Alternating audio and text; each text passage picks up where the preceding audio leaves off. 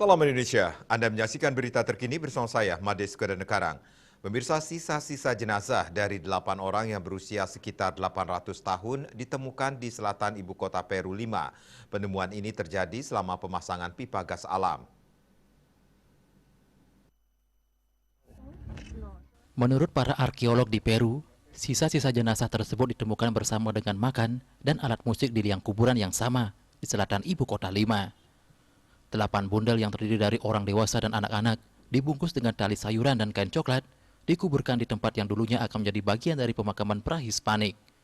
Di sekitar sisa-sisa jenazah tersebut ditemukan sesaji makanan seperti kulit kerang dan piring makanan dengan berbagai jenis jagung dan alat musik tiup termasuk 2 jenis suling.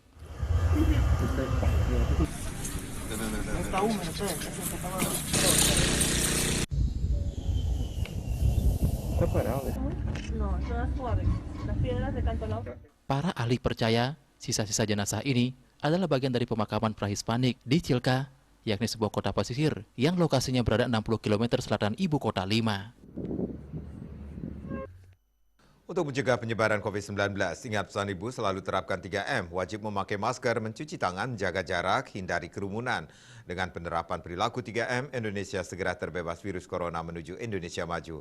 Update terus informasi Anda dengan subscribe dan like YouTube channel Bali TV @newsbalitv. Tetaplah bersama Bali TV. Salam Indonesia.